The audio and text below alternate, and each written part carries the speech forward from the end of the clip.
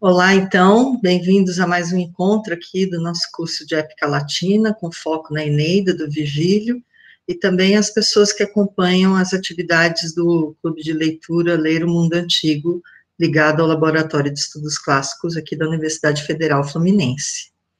Hoje nós vamos abordar o livro 5 da Eneida. Nesse livro 5, acontecem jogos fúnebres em honra a Anquises. E também uma ação muito peculiar das mulheres troianas que fazem parte da frota tocada por Enéas, induzidas por Íris, a mensageira da deusa Juno, elas põem fogo nas embarcações que estão ali aportadas em Drépano. Depois de ter saído de Cartago, abandonando Dido, Enéas, então, nos mares, acaba por voltar a Sicília, a cidade onde o seu pai Anquises tinha falecido, e chega lá exatamente um ano depois da morte do pai, e como que num corte daquele ápice dramático com que se encerra o livro 4 da Eneida, quando Dido morre, há aqui, então, todo um relato de uma campanha de vários jogos. A gente vai tentar acompanhar alguns trechos e ver a possibilidade de uma leitura que eu estou propondo aqui, desse livro em particular, em ações paralelas entre as ações masculinas participando desses jogos que envolvem violência e as ações femininas, mas induzidas pela mensageira da deusa Juno, como eu falei, que é antagonista de Enéas e dos troianos. Como eu tenho feito em todos os nossos encontros, eu apresento aqui uma síntese do livro 5º, então, que eu dei um nome, por minha conta, Homens Jogam, Mulheres Queimam. Vou fazer uma leitura rápida. A frota troiana, então, como eu disse há pouco, volta a Drépano, na Sicília, onde celebram os jogos fúnebres em honra de Anquises, um ano após a morte do pai de Enéas. Sacrifícios e oferendas são relatados como um prodígio. A gente vai ver isso nos versos 84 a 96. Uma regata é a primeira competição, depois vem a corrida. A seguir ocorre uma luta como se fosse boxe, depois tem uma disputa de arco e flecha, aí finalmente a gente tem um torneio infantil de cavaleiros, né, jovens, meninos ali, fazendo uma demonstração de destreza no cavalo. E dentro desse torneio se encontra Ascânio, ou o filho de Enéas, né? Os jogos sucedem bem, mas a fortuna muda. Juno manda a mensageira Íris para causar dificuldades aos troianos, induzindo as mulheres a incendiarem as embarcações que estão, então, desprotegidas no porto. Por quê? Porque os homens estão jogando, não ficou ninguém lá. Eles também se encontram numa terra amistosa, né? Então, ali parece que eles podem ficar mais tranquilos, por isso as embarcações estão desprotegidas. Ascânio, então, o filho de Enéas, sabendo do que está ocorrendo, abandona ali a demonstração e vai correndo conversar com as mulheres, tentando trazê-las à razão, por assim dizer. Sem poder vencer as chamas, o pio Enéas invoca Júpiter, e o deus maior, né, o rei dos deuses, manda uma tempestade que ajuda, então, a apagar o fogo que está consumindo a frota, que acaba sendo salva, perdem-se 4 embarcações.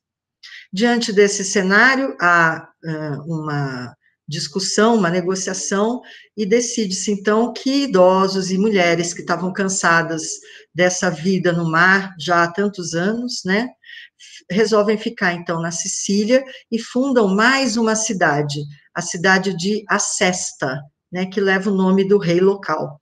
Hoje, segundo atribuem, é a cidade de Segesta.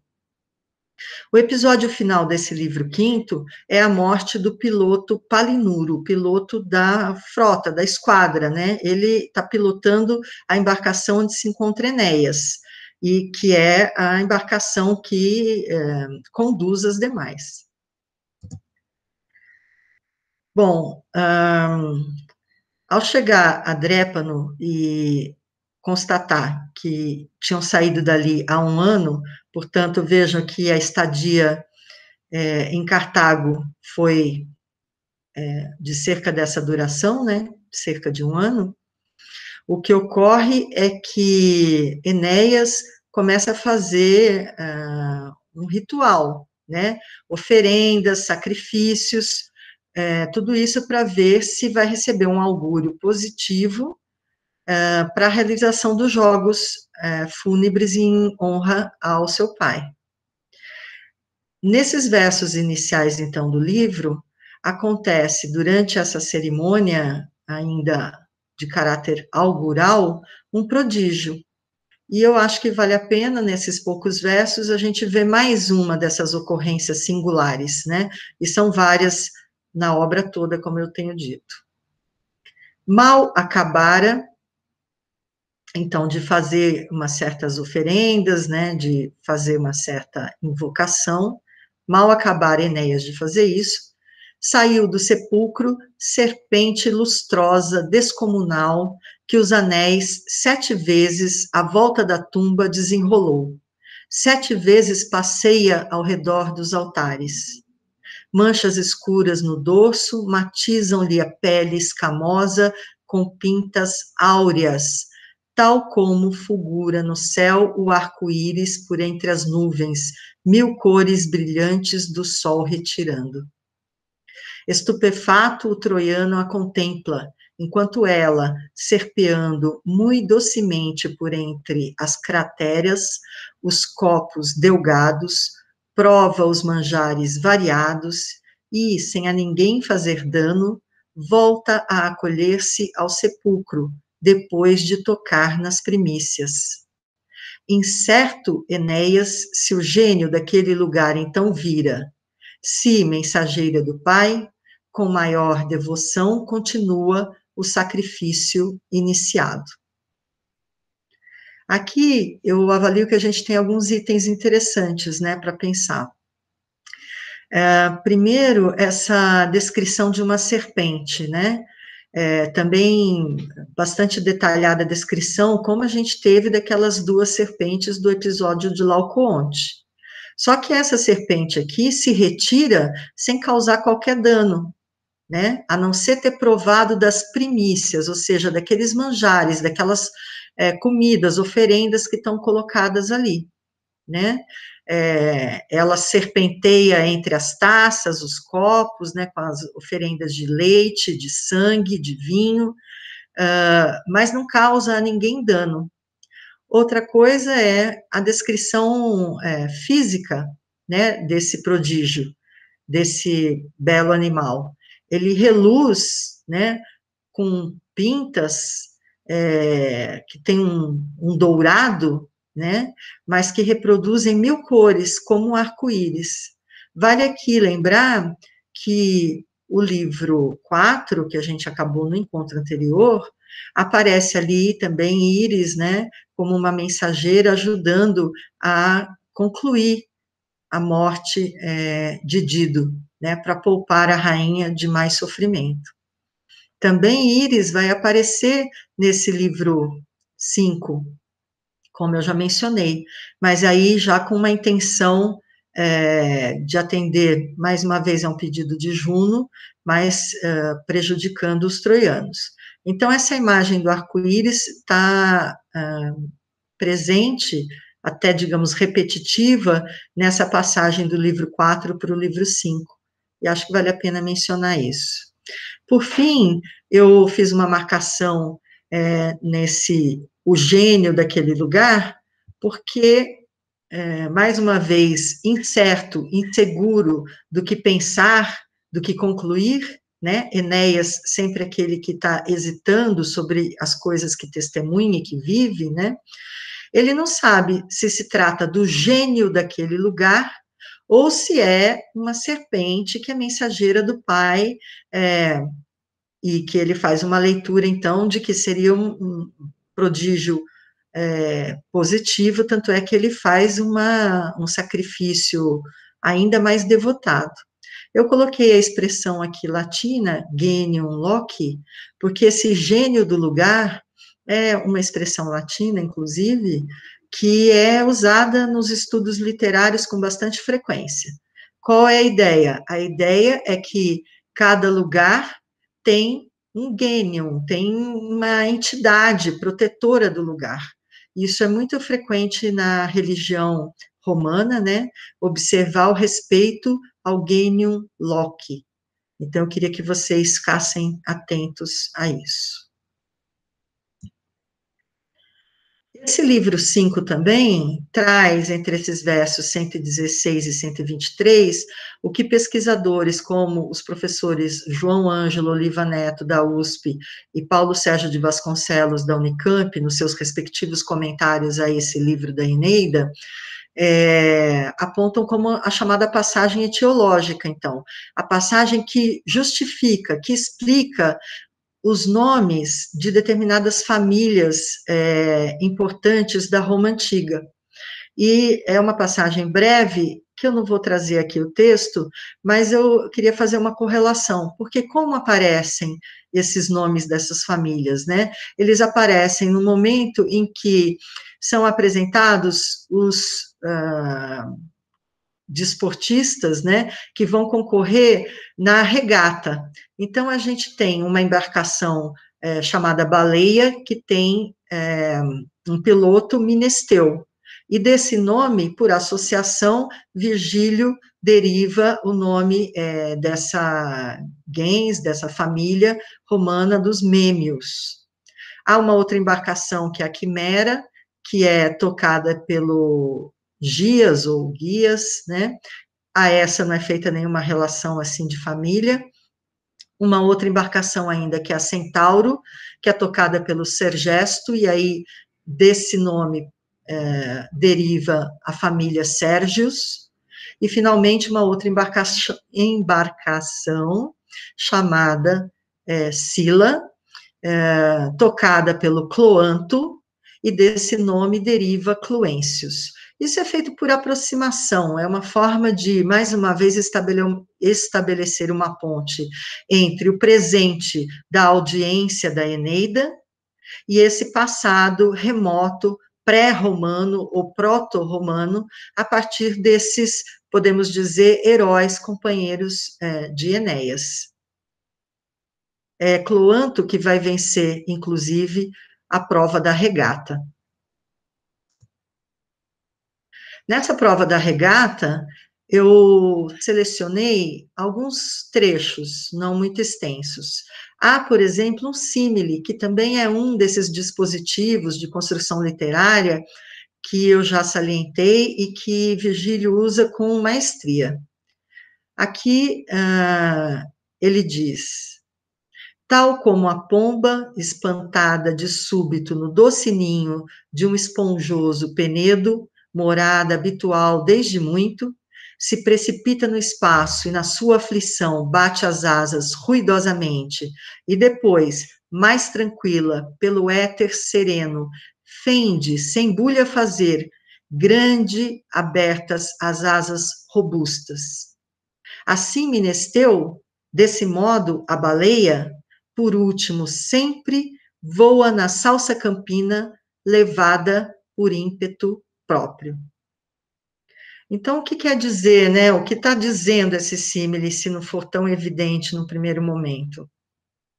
O que está sendo comparado aqui é a performance de Minesteu, o piloto da embarcação Baleia, que aparecia sempre por último, mas de repente ele está voando na salsa campina. A salsa campina nada mais é do que o mar, que é salgado, daí salso, e que representa aqui um campo, uma campina, ou seja, um mar que está como se fosse um campo liso por onde ele está voando. Então, ele está recuperando terreno, né? E aí ele compara, então, essa performance de Menesteu a essa pomba, né, espantada de súbito do seu doce ninho, que ficava ali no Penedo, né, ela se precipita no espaço, bate as asas, né, e depois, mais tranquila, já lá no céu bem elevado, que é o chamado éter, né, sereno, aí já não faz mais barulho, fende, se embulha a fazer, com as asas abertas e robustas. Então, vejam a comparação. Por isso, voa na salsa campina, né? Então, essa embarcação está voando já, a essa altura, né? Ainda na prova da regata, a gente vai ter um exemplo também de écfrase, sobre a qual também a gente já conversou, né? Esse dispositivo apareceu para nós quando Enéas, ao chegar em Cartago, se encontra no templo dedicado a Juno e ali vê pinturas parietais sobre a guerra de Troia. Também vai acontecer mais para frente na descrição do escudo de Enéas, mas aqui temos uma écfrase curta. Para o primeiro, uma clâmide de ouro com franjas de púrpura de Melibeia, tecido da mais acabada excelência. Nela se via o formoso mancebo a cansar na floresta do Ida, frondoso, seus gamos, no curso e com dados certeiros. Ao natural se apresenta a tal ponto que vivo parece. A águia possante nessa hora nas garras recurvas o aferra. Os velhos aios debalde as mãos ambas para o alto estenderam. Enfurecidos aos saltos, os galgos ladravam sem tino. Então, o que faz essa écfrase? Ela está descrevendo essa imagem, que é uma cena, né? Como ela está bordada em ouro, com franjas de púrpura, nesse manto. Que cena é essa, que talvez não fique assim tão clara, embora haja indícios? O formoso mancebo, a garra da águia, os cachorros latindo. Trata-se aqui da águia de Júpiter, raptando Ganimedes, que é o jovem belo, né, que se torna depois escansão no Olimpo. Escansão é aquele que vai servir o vinho, o néctar, né. Temos aqui uma imagem, uma das pinturas possíveis para essa cena. Eu selecionei essa, que é do Correggio, de 1532, e se encontra no Museu de História da Arte de Viena. Então, vejam a águia, o jovem belíssimo, e aqui temos um cachorrinho só olhando para o alto, mas há outras pinturas em que aparecem, inclusive, os aios, ou seja, né, os homens que cuidavam do menino. Ainda na prova da regata, eu queria fazer aqui dar um destaque para esses versos. Eram 4 concorrentes, havia 3 premiações, né? O quarto acabou também sendo agraciado com o prêmio. Por quê? Porque a embarcação dele foi danificada, mas ele agiu com certa presteza, a ponto de salvar a embarcação e as pessoas que estavam com ele ali, né? O Enéas, então, resolve compensar, digamos assim, Sergesto. E aí vem esses versos. A recompensa oficial por Enéas foi dada a Sergesto, por haver este salvado o navio e seus fiéis companheiros. Fóloi, escrava robusta de Creta, que nada ignorava do que Minerva ensinara. 2 gêmeos aos peitos trazia. Então, eu só quero dar um destaque a o que se torna a premiação, a compensação a esse aliado de Enéas, que sequer ficou classificado entre os 3 primeiros, os 3 primeiros receberam como prêmios peças maravilhosas, né, uma delas o manto, né, a Clâmide, que acabamos de descrever na écfrase, mas esse quarto recebe uma escrava. Eu não tenho um histórico, né, de quem seja exatamente essa personagem, mas ela merece aqui 2 versos, e depois a história segue, passa-se adiante. Então, veja o trato que é dado à mulher aqui, nesse infeliz desfecho para a pouca destreza de Sergesto. Depois a gente vai ter também o episódio da corrida e o episódio da luta. Eu vou me dedicar um pouquinho ao episódio da luta, então vejam que eu já dei um salto bastante significativo, né, nos versos em que a gente se encontrava antes. A gente estava nos versos 282, 285, e eu já fui lá para o 453, 462, né, então sobre a corrida, a prova de fundo, né, de corrida, vocês têm que ler no livro, eu não vou dar destaque a ela. Mas é construída da mesma maneira, né? São apresentados os competidores, quais serão os prêmios, e depois é descrita a prova, como ela decorre. Aqui, quando chega no momento da luta, a situação é peculiar, né? Porque temos ali um concorrente, esse Darete, ou Darete, não sei se fala fechado ou aberto, Darete, que vai usar o que a gente chamaria, sei lá, de uma luva de boxe hoje, mas com os ferros e tal, então alguma coisa bastante agressiva, tá? Ele se prontifica logo a fazer a disputa, né, a luta. No entanto, não aparece nenhum oponente. O rei Aceste, então, tenta estimular um outro personagem chamado Entelo, que estava ali presente e que já tinha sido reconhecido pela sua habilidade, né, no combate. No entanto, ele se diz, esse Entelo, hoje muito mais velho, muito menos preparado para enfrentar esse tipo de disputa. Mas é a tal ponto instigado que, sim, acaba entrando na luta, né? Traços, assim, bastante característicos dessa chamada virilidade, né? Bom, a disputa então começa, chega num determinado momento que esse Entelo, que é o mais idoso, então, é derrubado, vai por terra. E conta, inclusive, com a ajuda do rei local para levantar-se. E o trecho que eu pego aqui vem na sequência dessa situação um pouco constrangedora para esse ex-lutador tão prestigiado. E o relato segue assim: não moralmente abatido e sem mostras de medo, retorna com mais ardor para a luta. Furioso, revela mais força. Dobra-lhe o bril a vergonha. Consciente da própria valia, por toda parte acomete a Darete, valente na fuga. Com a mão direita o percute. A sinistra não é menos dura. Trégua nenhuma ou descanso concede. Tal como crepita sobre o telhado o granizo, da mesma maneira nosso homem com os fortes punhos acossa a Darete sem dar-lhe sossego.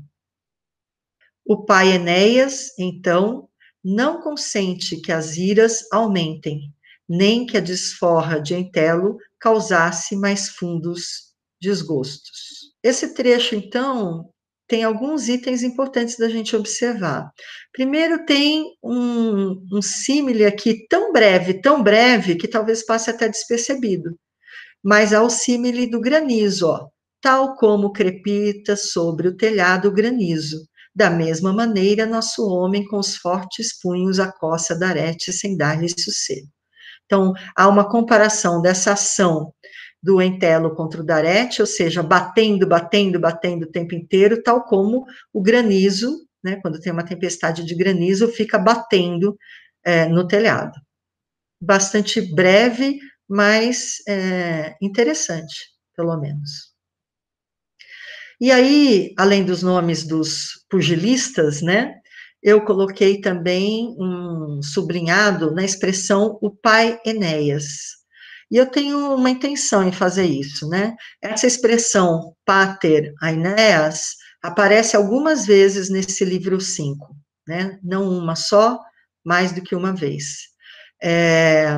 Aqui, então, é um tratamento que passa a ser dado a Enéas enquanto pater, e isso caracteriza algumas coisas interessantes, eu acho, e principalmente se nos dermos ao trabalho de pensar na figura de Ulisses, Odisseu, na Odisseia, né, quando no livro 8 ele participa, embora muito pressionado a isso, participa de jogos ali na corte dos Feácios. Enéas aqui não participa dos jogos, ele organiza os jogos. Ele é aquele que está fazendo o anúncio de cada uma das provas e das premiações.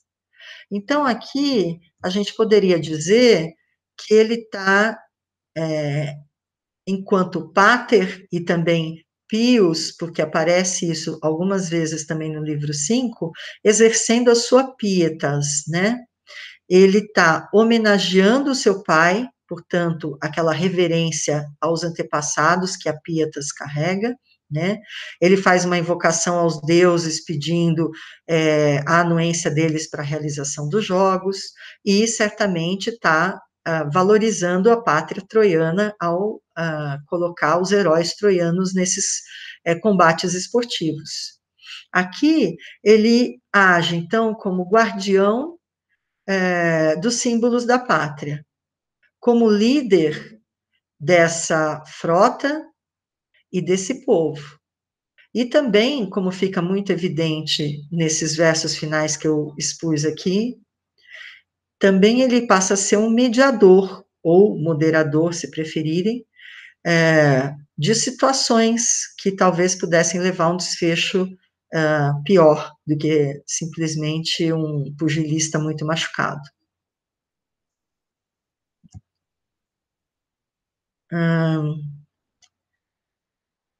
O último espetáculo, digamos assim, né, vai acontecer com a presença de Iulo Ascânio, né, filho de Enéas.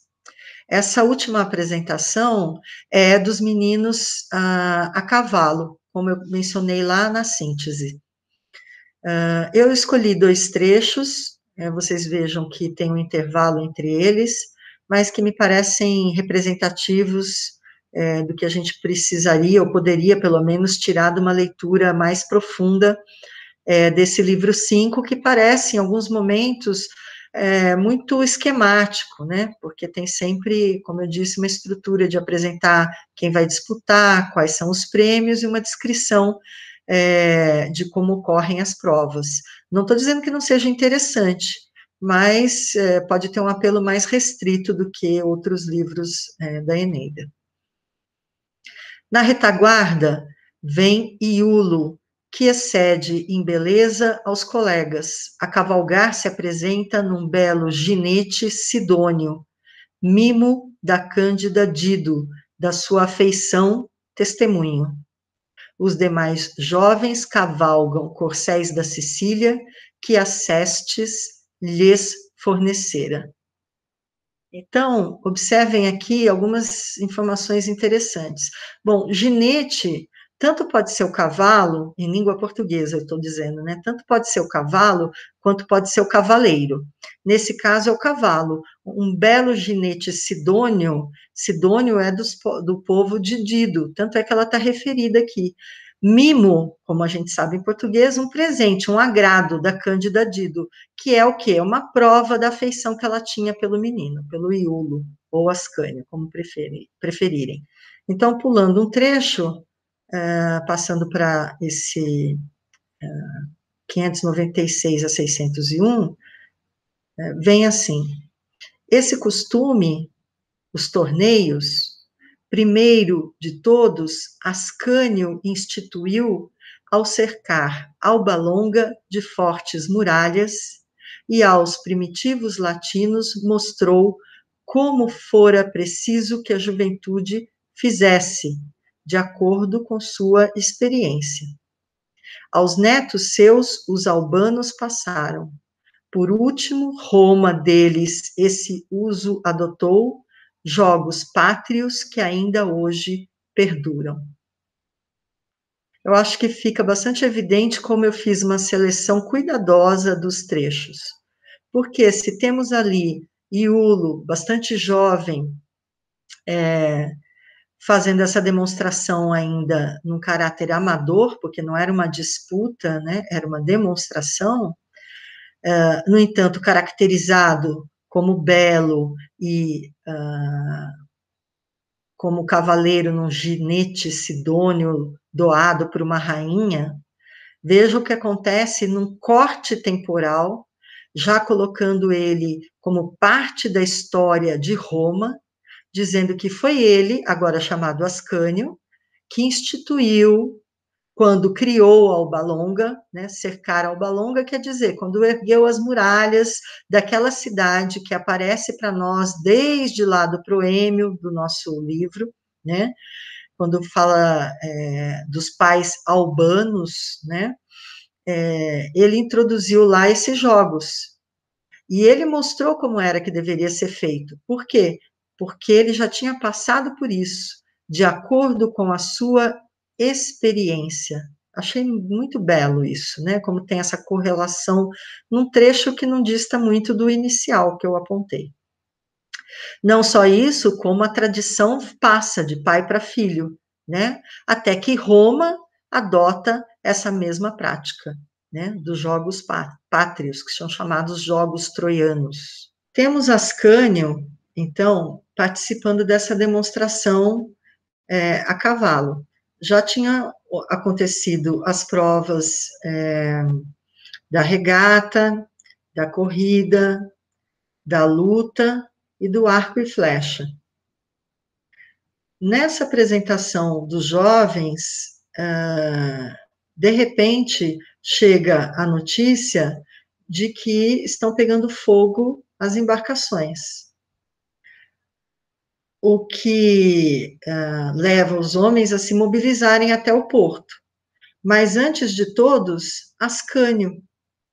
Então voltamos ao tema, né, de Iulo, de Ascânio, porque não só ele está participando desses jogos, ainda num caráter de menino que faz uma demonstração, né, esportiva, mas, aparentemente, nesse livro 5, a gente poderia apontar, talvez, até um momento de transição nesse personagem, porque aqui ele vai falar, e não vai simplesmente falar, ele vai se dirigir às mulheres que acabaram por provocar o incêndio e vai dizer quem ele é, né? Eu selecionei um pequeno trecho dessa passagem. Eu não selecionei, não vou ficar lendo com vocês, o trecho que antecede a isso, que é justamente quando chega a Íris, mandada por Juno, ela se transfigura numa das mulheres troianas, incita as mulheres que estão ali a agirem, dizendo, ó, estamos cansadas de ficar nesse mar, para lá e para cá, aqui temos gente amiga, uma terra boa, vamos botar fogo nas naus, né? Embora algumas das mulheres se apercebam de que aquilo não parece normal, porque a figura assumida por Íris é de uma mulher que está adoentada, né, conhecida delas e que se encontra adoentada, ainda assim, a palavra da deusa encontra ouvidos que lhe dão atenção. E há, então, essa precipitação para o porto, onde se coloca fogo nas embarcações, e delas se perdem 4, como já foi mencionado também lá na síntese. Na sequência dessas ocorrências, então, aparece Ascânio, né? E é esse trecho que eu vou ler para vocês. Primeiro Ascânio, que alegre as manobras dos seus diligentes cavalarianos marcava, ligeiro acudiu ao revolto campo de velhas, sem que seus tutores pudessem detê-lo. Que furor cego? Pergunta. Ou delírio a vós todas açoita, desventuradas mulheres? Não são naus inimigas, argivos acampamentos que ao fogo entregais. A esperança de todas vós destruís. Sou Ascânio, aqui estou. A falar deste modo, o elmo no chão atirou, seu brinquedo na guerra fingida. Enéas voa também, de seus caros troianos seguido. Espavoridas, as velhas na praia sem rumo discorrem, indo esconder-se nas selvas por entre penhascos agudos. Envergonhadas, fugiam da luz. Readquirido o bom senso, os seus abraçam, libertas agora da influência de Juno. Então, parece bem sintético, né, e que conta tudo, na verdade, o que aconteceu, né? Elas estavam sob a influência de Juno, via Íris, como eu já expliquei, mas elas resgatam a consciência, né? Se dão conta do que está acontecendo, então abraçam os seus familiares, né? Não sem antes terem se dispersado, esse discorrem, tem a ideia da dispersão, né? Terem se dispersado para se esconder. Mas depois, né? Afinal, tomam ciência do que tinha se passado. Uma coisa muito importante, como eu já salientei, é essa fala de Ascânio, já atuando aqui como que completando aquele quadro, aquele perfil que eu comecei a traçar alguns slides antes, de uma liderança, de alguém que está agora talvez até num rito de passagem que aconteça aqui nesses jogos em homenagem ao seu avô, Anquises, se transformando, então, num adulto, futura liderança, futuro fundador de Alba Longa. Veja, ele joga o elmo e diz quem ele é, né? É um reforço dessa identidade masculina e de liderança.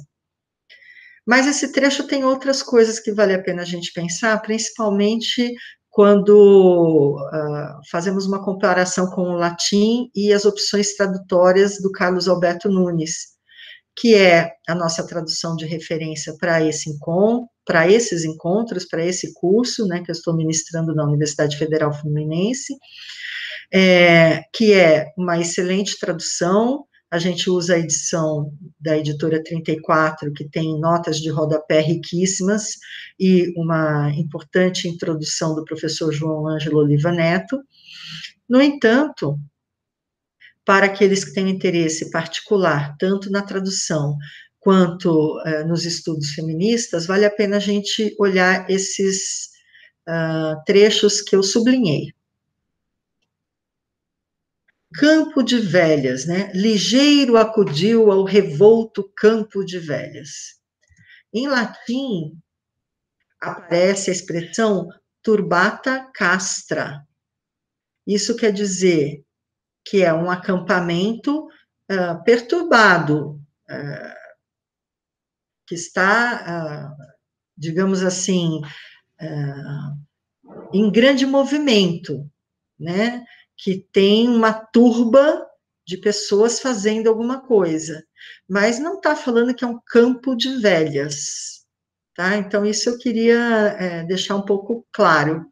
Não que esteja inapropriada a tradução do ponto de vista contextual, ou seja, tratam-se das mulheres com mais idade, né, que estão ali não participando dos jogos, não estão acompanhando os jogos, né, elas não estavam lá na audiência dos jogos e saíram correndo para fazer isso, não, elas estão à parte, e estão realmente cansadas dessa vida marítima, né, No entanto, não é propriamente um campo de velhas que está escrito em latim.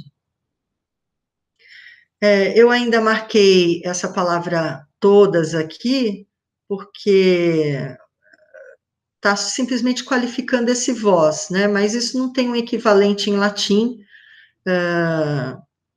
só faz uma referência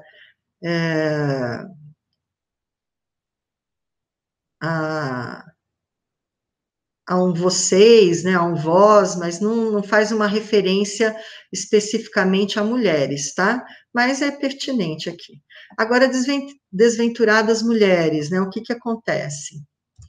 A gente tem a expressão, então, miserai quies.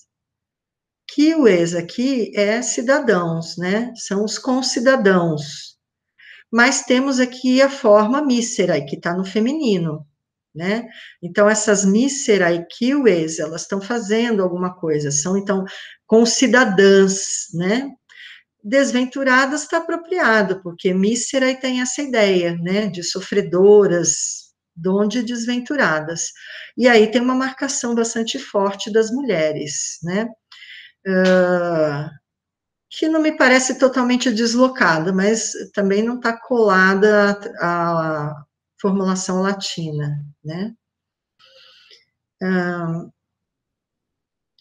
Aqui, de novo,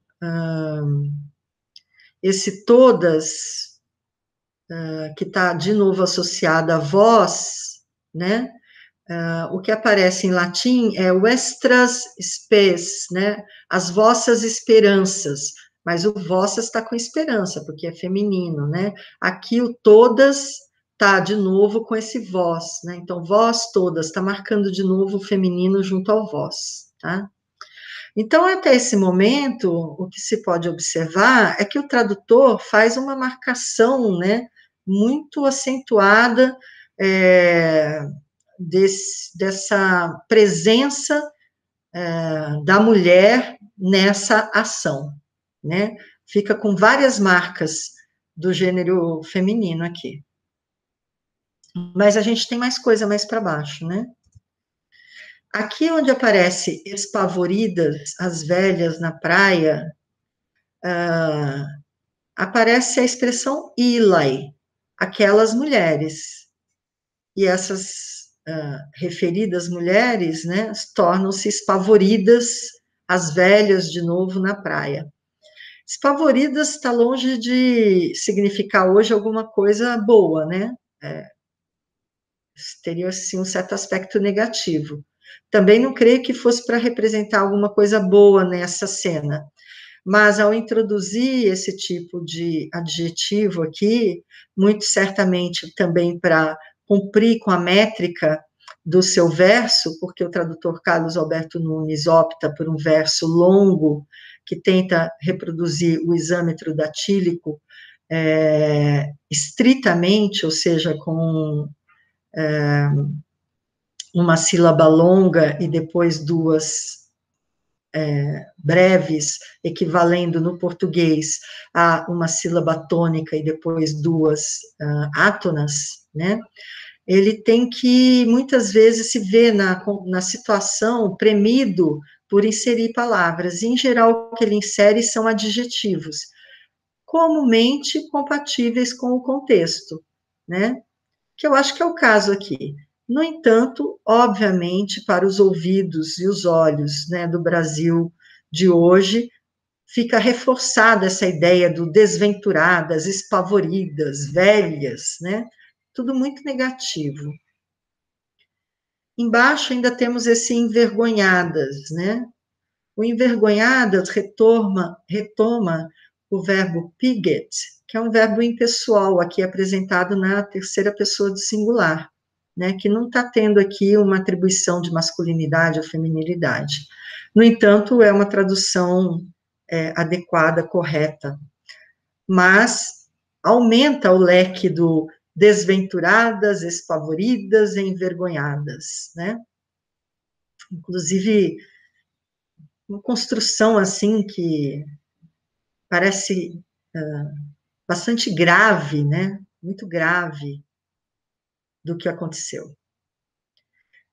E aí, por fim, eu queria comentar esses dois trechos aqui que eu sublinhei, que estão, de alguma maneira, conectados nessa expressão que aparece em latim, mutatai, né?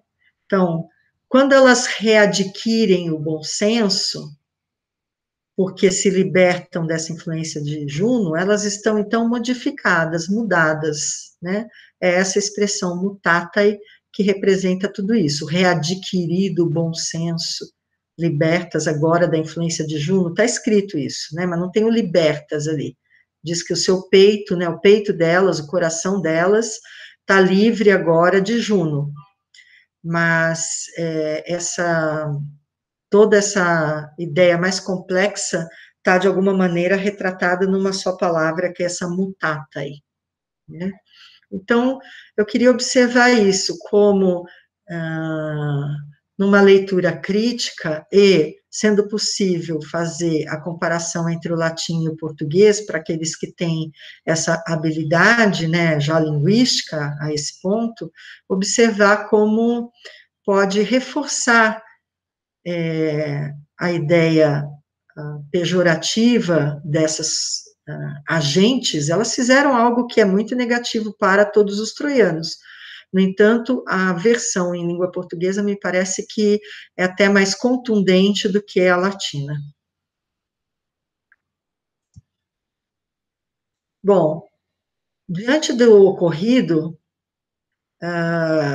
Enéas fica até na dúvida, para variar, né, se ele deve seguir o seu caminho, ou se ele deve permanecer ali. Entre os presentes em Drépano, ali na Sicília, está um ancião chamado Nautes, que é muito sábio e que faz alguns prognósticos, né? Esse Nautes, então, diz a Enéas que deixa algumas pessoas ali naquela terra, né? Alguns dos participantes da sua frota de troianos, dessa sua comunidade que ele busca preservar para fundar uma nova cidade, para encontrar aquela terra de destino deles, a chamada Hespéria. Nautes diz, tem pessoas que estão cansadas, que são já mais idosas, mulheres, ou seja, o ocorrido ali no porto é um indício, né, de que nem todos têm a resistência necessária para continuar essa saga, né? Enéas ouve esses conselhos e pensa a respeito. O conselho inclui, inclusive, a fundação de uma cidade, né, que eu já mencionei, também na síntese, que vai ser a Sesta, que leva o nome do rei local. Tem que submeter toda essa proposta, obviamente, ao rei, mas em que ele aceitando isso, e os deuses também, né, que se decida dessa maneira. Enéas, então, pensando ainda nisso, mais uma vez, tem uma visão. Dessa vez vê o pai Anquises, né, que lhe recomenda seguir o conselho de Nautes. E da fala de Anquises, eu tirei esse trecho. Segue o excelente conselho de Nautes, ancião ponderado.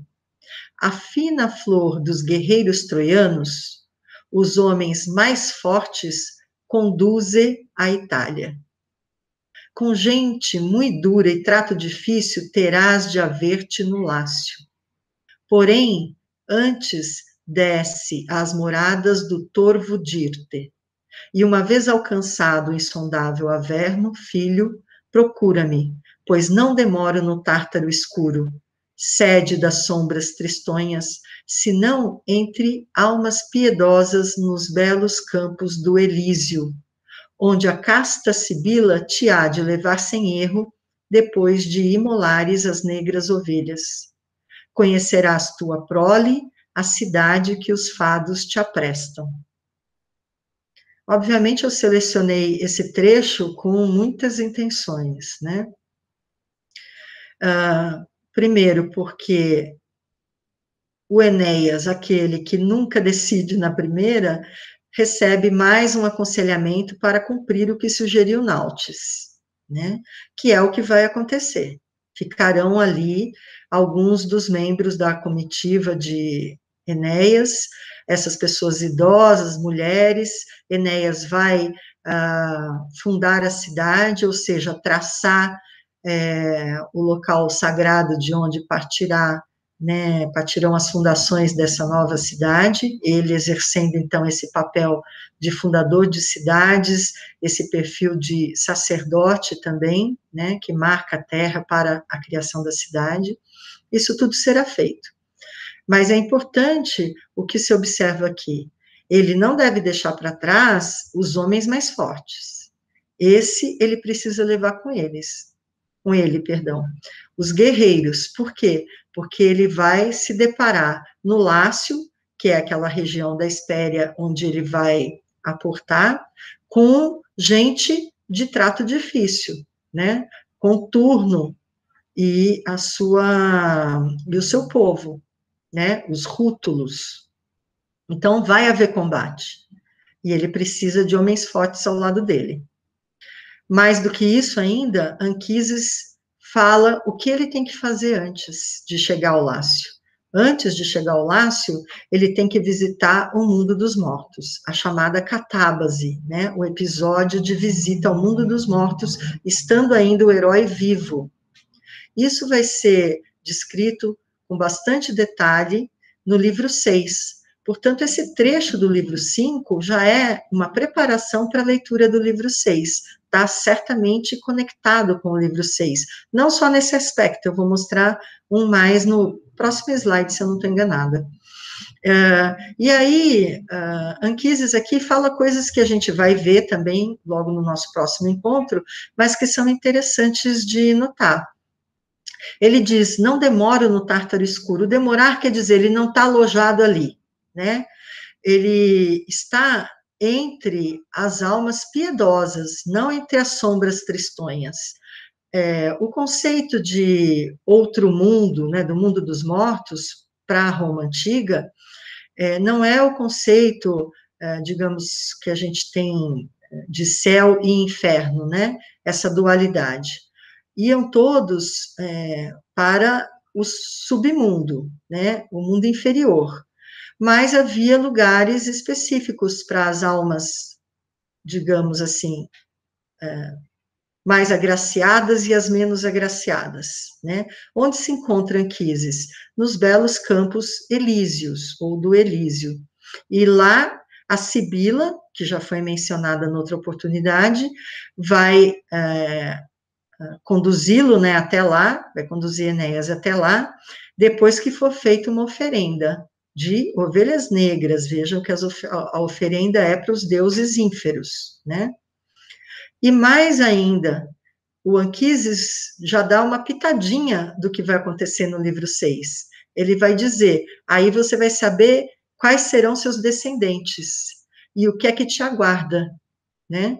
Então, veja que é um taste, né, do que vai acontecer no livro 6. Estamos caminhando mesmo para o final do livro agora, né? Diante, então, dessa visão e desse pedido de Anquises, tudo se acerta ali na Sicília, uma parte das pessoas fica, até importante isso, condiz logicamente com a história, porque se perderam 4 embarcações, não é? Uma parte tem que ficar. As outras embarcações são consertadas, né? Tem ali alguns versos tratando desse assunto, são feitas algumas oferendas aos deuses de novo, tudo parece promissor em termos, assim, de ventos, né? Mas aparece, então, a figura de Palinuro, que, como eu disse, é o piloto da embarcação principal, né, que conduz toda a frota. Então, ele está no mesmo barco em que se encontra Enéas, mas ele é o piloto, ele está à frente da embarcação. E, no entanto, começa a ficar com muito sono. E ali é até mencionado, né, o deus do sono, Morfeus, né, ou Morfeu, e embora Palinuro batalhe para não se deixar vencer, mesmo porque ele quer poupar Enéas, né, ele quer dar a Enéas a chance do descanso e tudo, ele quer continuar conduzindo a embarcação, mas é vencido pelo sono. Ao ser vencido pelo sono, é levado pelas águas, enfim, ele cai no mar. E esse trecho aqui, que eu vou destacar para vocês, que está em destaque já, né, no slide, é o trecho final mesmo desse livro quinto. Mas eu vou ler um trechinho um pouco mais à frente não, mais atrás, né, na verdade, que antecede esse trecho final que eu estou colocando para vocês aqui no slide. Eu vou começar no verso 833, na tradução do Carlos Alberto Nunes. Pondo-se à frente das naus, Palinuro dirige o comboio, pois instruções os demais receberam de lhe irem no rastro. A úmida noite já estava a alcançar a metade do curso do céu distante, e os cansados marujos deitados debaixo dos duros bancos se achavam entregues ao grave repouso, quando Morfeu deslizou mansamente pelo éter celeste. O véu de trevas afasta e dissipa os fantasmas do escuro, para alcançar-te, infeliz Palinuro, e levar-te um funesto sonho. Ao seu lado a deidade se assenta, bem no alto da popa, sob o perfil de Forbante, e lhe diz as palavras aladas. Filho de Iácios, gentil Palinuro, os navios navegam por próprio impulso. Há bons ventos, a hora convida ao repouso. Inclina a fronte e a esses olhos cansados concede uma folga, que eu ficarei no teu posto algum tempo, na barra do leme. Abrindo os olhos a custo, falou-lhe o gentil Palinuro. Pensas, então, que eu ignoro o que seja esta calma das ondas e o mar sereno? E me mandas confiar nesse monstro traiçoeiro? Eu entregar o destino de Enéas aos ventos falazes, depois de errar tantas vezes com as mostras de um céu enganoso? Assim falando, de pé, aferrava-se à barra do leme com grande empenho, o olhar fixo mantendo nas belas estrelas. Mas, nesse instante, a deidade borrifa-lhe a fronte com um ramo na água do Létis molhado, com a força da estígia lagoa, o que o obrigou a fechar logo os olhos pesados de sono. Mal o letargo iniciou-se, sobre ele a deidade, inclinando-se, o precipita nas águas, na queda arrastando uma parte da popa, o leme seguro nas mãos, imprestável agora. E agora vem o trecho que eu coloquei no slide. Inutilmente ele grita a chamar pelos seus companheiros.